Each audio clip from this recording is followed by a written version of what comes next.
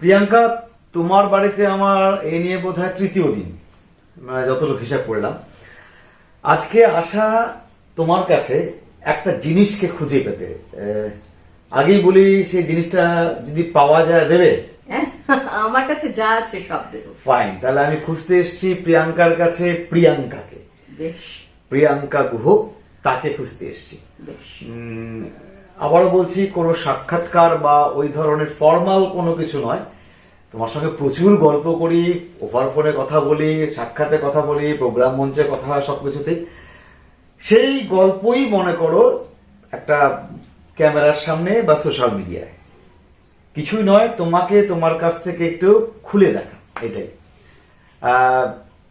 একটা জিজ্ঞেস করি প্রথমে জানার জন্য, তোমার স্কুল, আমার প্রথম স্কুল? একদম, আমার প্রথম স্কুল মানে প্রি স্কুল যেটাকে বলে, সেটা হচ্ছে শিশু নিকেতন প্রাইমারি, সবুজ কালো। মানে তোমার জুনিয়র বেসিক না, তার আগেরটা? তার আগেরটা, মানে মাঝেরটা, সবুজ কালো। হ্যাঁ, যেটাকে আমাদের আমলে মানবদার স্কুল বলা হতো। আচ্ছা। তারপর ঠিক তার উল্টো দিকে 1 to 12 government girls. Government girls 1 to 12? 1 to 12 government girls. আচ্ছা, তারপরে তুমি কোথায়? তারপর এসি কলেজ কেমিস্ট্রি অনার্স, তারপর Sikkim Manipal MSc environmental science, তারপর ভেহিকুলার এয়ার পলিউশনের উপরে এমফিল দিল্লি থেকে, গ্লোবাল ইউনিভার্সিটি। আচ্ছা, এমফিল করেছো তুমি? ওই কি সাবজেক্ট বললে? গ্লোবাল ভেহিকুলার এয়ার পলিউশনের উপরে। ভেহিকুলার এয়ার পলিউশনের উপরে তুমি ওখান থেকে এমফিল করেছো? হ্যাঁ, এমফিল করেছি। আচ্ছা, তার পাশাপাশি ডিএলএড? তার পাশাপাশি বেসিক ট্রেনিং, আমি গ্রাজুয়েশন করেই বেসিক ট্রেনিং এ চলে যাই। ওটা কোথায়? বেলাকোপাতে? বেলাকোপাতে বেসিক ট্রেনিং, তার 1 বছরের মধ্যেই চাকরি। আচ্ছা। হ্যাঁ, আর তারপরে মাস্টার্স থেকে চাকরি পাওয়ার পরে? না, মাস্টার্স হাফ চাকরি পাওয়ার আগে, হাফ চাকরি পাওয়ার পরে, আর তারপরে এমফিলটা চাকরি পাওয়ার পরে অবশ্যই, সেটাও আবার অর্ধেক বিয়ের আগে অর্ধেক বিয়ের পরে। আচ্ছা, এটা মোটামুটি তোমার শিক্ষাগত জীবনকে যদি একদম দু লাইনে লেখা যায়। ডিএলএড কমপ্লিট করেছি। কি ডিএলএড কমপ্লিট করেছো? এনআরএস থেকে? এনআরএস থেকে। ওকে। আচ্ছা, এবার আসছি তোমার বাসস্থান নিয়ে। বাবার বাড়ি? বাবার বাড়ি নতুন পাড়ায়, এখন যেখানে কিশলয় আছে সেটাই আমার বাবার বাড়ি। কিশলয় স্কুল যেখানে আছে? কিশলয় যে কালচারাল স্কুলটা আছে, সেটা যেখানে, সেটাই আমার বাবার বাড়ি। ওটা কমার্স কলেজের উল্টো দিকের গলিতে, বাকালি হাউসের উল্টো দিকে, ওখানেই। এক ভাই এক বোন? এক ভাই এক বোন ছিলাম। জানি তো, সবাই জানি আমরা। তুমি যতটা মিস করো, আমরাও প্রায় হয়তো অতটাই মিস করি। আর বাবা কি করতেন? বাবা পিডব্লিউডি স্যার অ্যাসিস্ট্যান্ট ইঞ্জিনিয়ার ছিলেন। আচ্ছা, বাবা তাহলে এটাই তোমাদের নতুন পাড়া বাড়িটাই তোমাদের পূর্বপুরুষের বাড়ি? না না না, আমার ঠাকুরদা কলাবাড়ি বাগানের ম্যানেজার ছিলেন।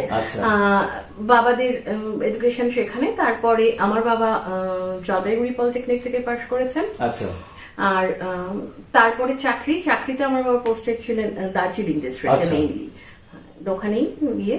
তো এখানে 6 মাস এসে 6 মাসের মধ্যে উনি মারা যান। এই জলপাইগুড়িতে? আচ্ছা, এই বাড়িতে, নতুন পাড়ার বাড়ি। নতুন পাড়ার বাড়িতে। তারপরে আমরা সিঙ্গেল প্যারেন্টিং এ বড় হয়েছি। মা পিডব্লিউডিতে জব করতেন, আমি আর আমার দাদা, এই 2 ভাই বোন ছিলাম। তারপরে তুমি, এবার তোমার আসছে যে বিষয়ের জন্য প্রিয়াঙ্কা নামে এতটা পরিচিত। এবং আর একটা কথা বলে রাখে, তোমার কেমিস্ট্রি অনার্স জানতাম আমি, এটু জানতাম, কিন্তু এমফিলটা আমি জানতাম না। আরো সম্মান বেড়ে গেল তোমার জন্য আমার কাছে। এই তোমাকে আমি ডিসক্রাইব কি করবো আমি জানি না। তোমাকে আমি আগেও বলেছিলাম, তোমার সামনে বসার আগে আমাকে একটু নিজের প্রিপারেশন নেওয়া দরকার ছিল। তোমাকে আমি কোন জায়গা রাখবো? একজন বাচিক শিল্পী, বাচিক কথাটার মধ্যে তুমি আসবো পরে, অভিনয়, ডান্স, এই 3টার মধ্যে তুমি কোনটাকে বেশি প্রেফার করো? আমি সবটাকেই প্রেফার করি, মানে আমি সংস্কৃতি চর্চাটাকেই প্রেফার করি, সেটা যে কোনো মোডেই হোক না কেন। হ্যাঁ, সেটা লেখালেখি হোক, কারণ বেশিরভাগ ক্ষেত্রে স্ক্রিপ্ট আমি লিখি, এবং আমার আশেপাশে যারা রয়েছে তারা অনেক সময় অনুরোধ করে, প্রিয়াঙ্কা দি এটা লাগবে, এটা করে দাও। সেটা ভয়েস দেওয়া, স্ক্রিপ্ট করা, বেশিরভাগ ক্ষেত্রেই করে থাকি। হ্যাঁ, করে থাকি। সেটার জন্য পড়াশোনা করতে আমি ভীষণ ভালোবাসি। আবার আমার আরেকটা উইংস আছে, সেটা হচ্ছে আমি নজরুল চর্চা করি, মানে নজরুলের জীবনী বা লেখা এগুলো নিয়ে যেহেতু চর্চা করি, তো আমার বেশ কিছু ইন্টারন্যাশনাল পাবলিকেশন আছে। ওয়াও, এটাও হয়তো জানতাম না সেভাবে।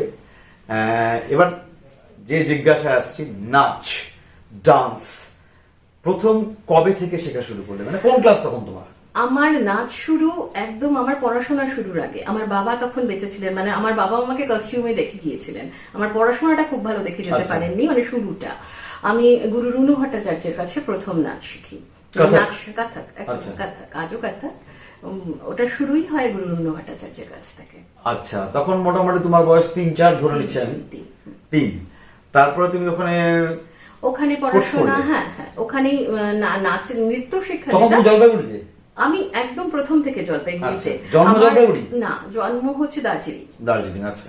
দার্জিলিং। আমি 2.5 বছর বয়সে জলপাইগুড়িতে আসি, মানে মা বাবারা যখন এখানে শিফট হয়ে আসলেন তখন জলপাইগুড়িতে আসা, তো ওটাকে জন্ম ধরে নেওয়া যেতে পারে। হ্যাঁ, ওই তারপর থেকে এখনো অব্দি জলপাইগুড়িতেই আছি। তারপরে তুমি ওখানে কত্থক শিখতে শিখতে তারপরে আর কোথাও কোনো গুরুর কাছে? ওখানে কত্থক শিখেছি, তারপরে প্র্যাকটিস করেছি। তারপরে যা হয় বুঝতেই পারছো, পড়াশোনায় একটা লং গ্যাপ চলে এসেছিল। প্র্যাকটিস করতাম বাড়িতে, মানে মাধ্যমিকের সময় প্র্যাকটিস চলতো? সেই সময় প্র্যাকটিস। বাড়িতে চর্চা ছিল? বাড়িতে চর্চা ছিল, প্র্যাকটিস ছিল।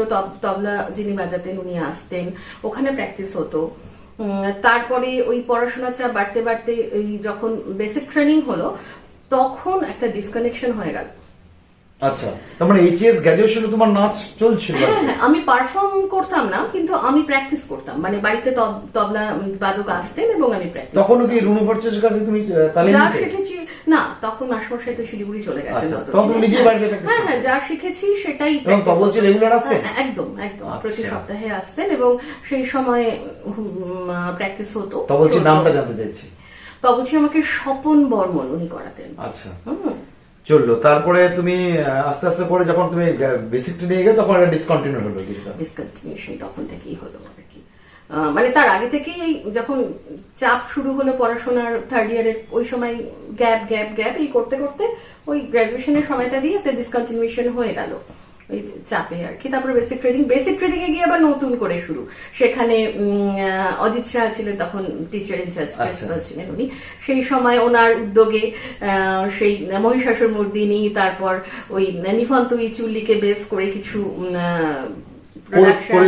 কোরিওগ্রাফ, হ্যাঁ, প্রোডাকশন। ওখানে বেসিক ট্রেনিং এমন একটা জায়গা যে কিছু জানে না তাকে দিয়েও সব কিছু করানো যায়, পরিবেশটাই এমন থাকে। তো যারা প্রথমবার এক্সপিরিয়েন্স করেছে আমার তাদের সাথে কাজ, সেই প্রথম এক্সপিরিয়েন্স করা তাদের সাথে কাজ। এবং অবশ্যই অজিত শাহ স্যার আর কি, অজিত স্যার উনি ভীষণ এনকারেজ করতেন ব্যাপারটাকে, আর সবাই ছিল, সবাই ভীষণ হেল্প করতেন। তো ওটা একটা খুব সুন্দর অভিজ্ঞতা হয়েছে। আমার মনে আছে পুজোর ছুটির সময় একটা প্রোগ্রাম হয়েছিল, শারদীয়া প্রোগ্রাম। সেখানে একদম মহিষাসুর মর্দিনী করা হয়েছিল, আমি করেছিলাম সেটা কোরিওগ্রাফ। সেটার যে দুর্গার শেষ পশ্চাৎটা, পেছনে 5-4 জন দাঁড়িয়ে গেছে হাত নিয়ে, এই যে পুরো একটা গোটা সেট, হ্যাঁ, ওই বেলাপ্পার মানুষের যে আবেগটা, সেটা এখনো আমি গিয়ে শুনতে পাই। সেটা হচ্ছে ওই সবাই হাত জোর করে প্রণাম করেছিল, সবাই, হ্যাঁ, হাত জোর করে মাথা নিচু করে সবাই প্রণাম করছে। আবহটাই ওরকম। তো হ্যাঁ, খুব ঢাকে বাদ দি, ওই ব্যাকগ্রাউন্ড মিউজিক, তখন পরিবেশটা ওরকম বেসিক ট্রেনিং হয়েছিল। বেসিক ট্রেনিং এই হয়েছিল, ওখানে হয়েছিল। ওটা একটা খুব সুন্দর আমাদের অভিজ্ঞতা আর কি। ওখান থেকে আবার নতুন করে চর্চা শুরু। আরেকটা বিষয় জানতে চাইছি, সেটা হচ্ছে যে তোমার কণ্ঠ, সেই বিষয়টা নিয়ে বহু চর্চিত, সবার কাছেই আমরা প্রিয়াঙ্কাকে মঞ্চে পাচ্ছি এবং খুব ভালোভাবে পাচ্ছি। সেই কণ্ঠ ব্যাপারটা, মানে কণ্ঠশিল্পকে কাজে লাগিয়ে নিজেকে কণ্ঠশিল্পী করে তোলা, সেই বিষয়টা সম্বন্ধে একটু জানতে চাইছি।